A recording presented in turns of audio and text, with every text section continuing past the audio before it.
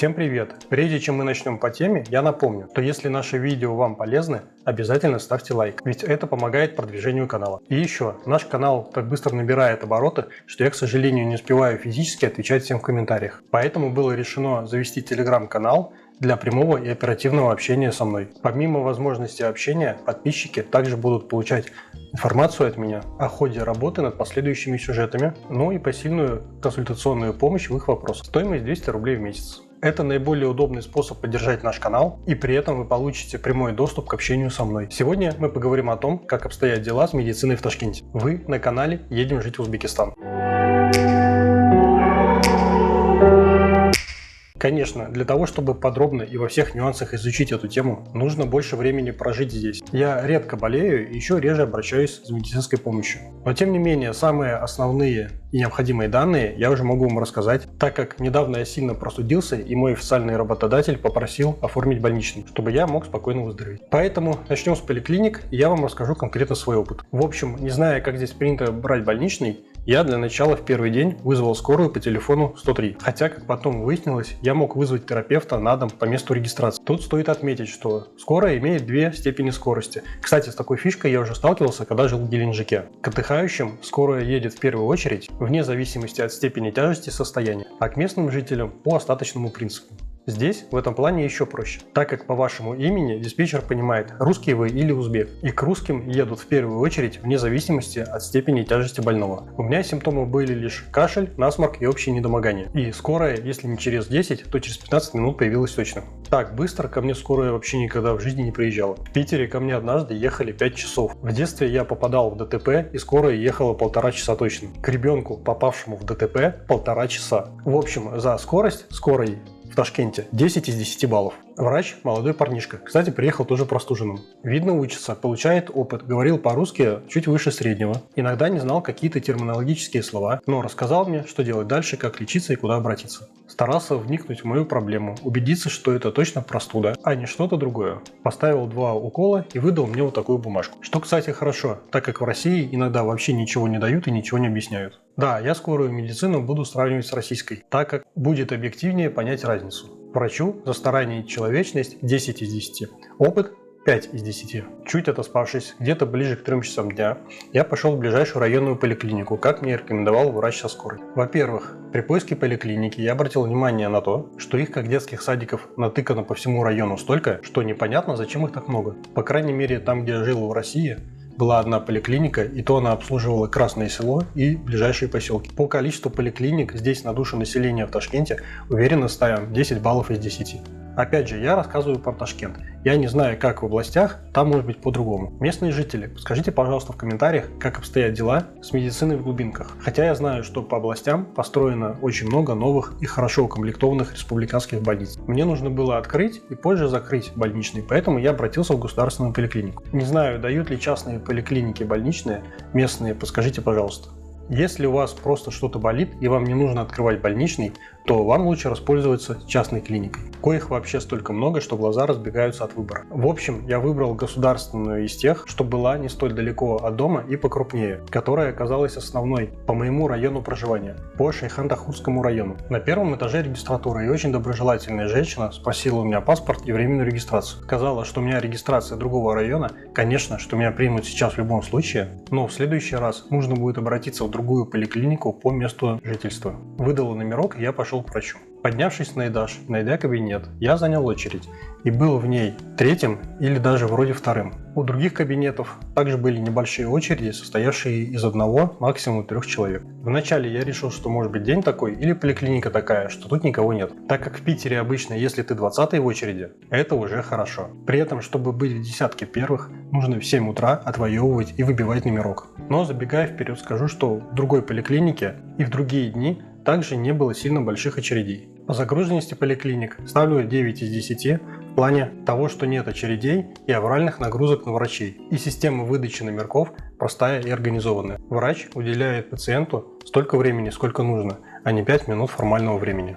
Врач меня принял, посмотрел, еще раз выписал лекарства, чуть подкорректировав лечение, назначенное мне от скорой. Но больничный открыть мне не смог, так как я зарегистрирован в другом районе. Все-таки пришлось ехать в поликлинику по месту регистрации. Вновь квест с поиском нужной поликлиники коих как грибов после дождя. Оказывается, в стране есть общая медицинская справочная, которая вам по всем вопросам поможет. По аптекам, по больницам и так далее, которая подсказала, куда мне ехать.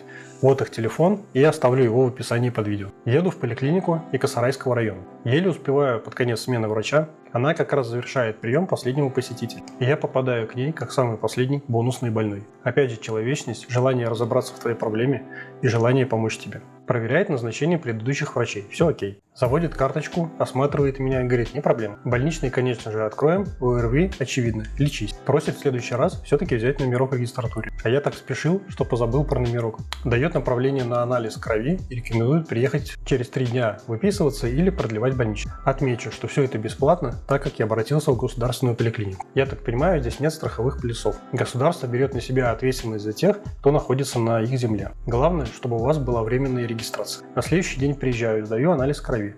Очередь передо мной примерно 4 человека. И в назначенный день приезжаю закрывать больничный.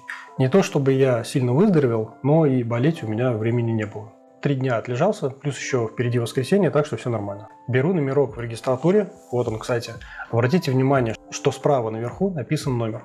Вот этот номер выдается вам при первом посещении поликлиники, и он является как бы страховым номером. Повторюсь, здесь нет страховок и этой массивной системы с страховыми компаниями, когда без страхового полиса в России к вам иногда даже отказывается скорая ехать. Этот номер подтверждает ваше наличие в реестре на бесплатный медобслуживание. Внесение в реестр бесплатно, все бесплатно. Я ни за прием у врача, ни за анализ крови, ни за больничный, ни за что не платил. В руках у меня номер 6 и очереди нет. И тут начинается квест. Терапевт отправила меня в 25-й кабинет за бланком больничного, потом вновь к терапевту, а там пришел посетитель. И начали появляться номера 3, 4 и так далее. Передо мной начала образовываться очередь из приходящих. Оказывается, чтобы не сидеть в очереди, можно позвонить в регистратуру заранее. Тебе оформят номерок, и ты подъедешь к указанному времени. В общем, передо мной проходят все те, кто брали номерки по телефону. Терапевт закрывает больничный. За подписью главврача 19-й кабинет, затем за треугольной печатью 25-й, затем 16-й, чтобы больничные внесли в электронную базу. Сложно. Час с лишним я провел в поликлинике, просто чтобы закрыть больничный. Тут за сложной системы 5 из 10. Кстати, обе поликлиники, в которых я был, несмотря на то, что это здание советского времени, с аккуратным внутренним ремонтом, беленькие и чистенькие. Лавочки присесть есть, и всем их хватает. Окна и двери новые. Мебель в кабинетах современная, освещение хорошее. Приятно находиться, за качество обстановки 10 из 10. Пока я болел, я сходил в ближайшую частную клинику на прием к кардиологу и сделал кардиограмму. Когда я уезжал из России, мне рекомендовали раз в год наблюдать за сердцем. Консультация кардиолога с кардиограммой составила 50 тысяч сум. Это примерно $5. Кардиолог как специалист мне понравился. Она не пыталась накрутить проблему и заработать. Она внимательно изучила кардиограмму и объективно пояснила, что у меня нет проблем. Просто нужно не переутомляться и не нервничать. Скорее всего, это небольшая неврология. И если я хочу, я могу сходить к неврологу в другую клинику, так как именно в конкретно этой невролога не было. Я решил никуда не ходить, а просто не париться по жизни по разным поводам и не волноваться. По опыту посещения моей женой местных врачей, мы также отмечаем, что попавшиеся нам врачи не пытаются на нас заработать. Если проблемы нет, так и говорят. Кстати, в частных клиниках и в ряде государственных женщины могут выбрать себе врача-женщину. В плане, что это вот прям базовая услуга. Что хочу сказать о профессионализме врачей. Я заметил, что врачи советской школы здесь такие же опытные, как и в России. Не лучше и не хуже. Молодые врачи пока набираются опыта. Тут нужно выбирать. Мы планируем Ирине делать пластику носа в частной клинике. Но несмотря на то, что пластический хирург там молодой, он частенько участвует в разных семинарах в Москве, Санкт-Петербурге, Стамбуле и в других странах, а также уже имеет большой опыт и базу пациентов и рекомендации от них. У меня в планах исправление перегородки носа. Операция стоит от $600 до $1500. И надеюсь, будет возможность лазерной коррекции зрения, как мне, так и Ирине, за $1000 каждому. В общем, медицинские услуги в Ташкенте дешевле, чем в России раза в 1,5, а то и в 2 точно. Оборудование в больнице также современное. Это не старые аппараты, а современное европейское оборудование. Неплохо развита стоматологическая сфера.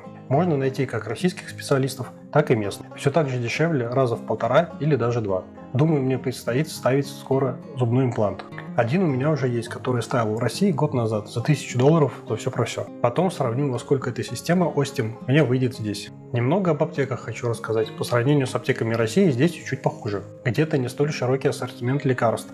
В плане классификации аптеки стараются сужать ассортимент и не держать лишнего, поэтому иногда приходится поискать нужное. Но зато большой выбор среди производителей, приятно видеть европейские и американские марки. Очень много украинских лекарств, и врачи рекомендуют приобретать украинские лекарства по соотношению цена-качество. Естественно, есть местные производители, они стоят подешевле. Но основное отличие аптек от российских в том, кто стоит за прилавком. Если в России это специалист со средним или высшим фармацевтическим образованием, который способен по симптомам посоветовать что-то, а в некоторых аптеках это не просто фармацевт, а иногда даже будущие врачи, студенты медицинских вузов на вечерней подработке, то здесь же в Узбекистане это просто продавец, совершенно не разбирающийся в простейшей классификации лекарств. Давайте подведем итог в сравнении с Россией. Бесплатная медицина действительно бесплатна для всех, это огромный плюс.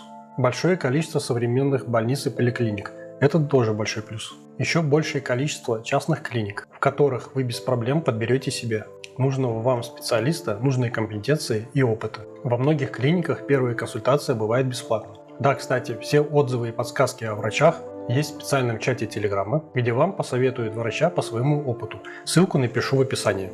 Здесь мало что можно найти в интернете, но зато очень много чатов по различным направлениям. Стоимость медицинских услуг дешевле, чем в России. Это тоже радует. Но не стоит думать, что лекарства здесь стоят дешевле, чем в России. Они порой бывают даже дороже. У меня остались положительные впечатления от врачей, поликлиник и частной клиники. Даже несмотря на квест с закрытием больничным. Здесь не страшно и не столь дорого заболеть и что-то лечить. Да, привозные лекарства дороже за счет стоимости доставки, но зато есть большой выбор качественных лекарств. Хотите сэкономить? Есть местные производители на любой кошелек и вкус. Не забудьте поставить лайк. И пока это все, что я могу рассказать о медицине. В следующем году мы обновим информацию на основе полученного нами нового опыта. А если вы не смотрели вот это мое видео, то я рекомендую вам его посмотреть.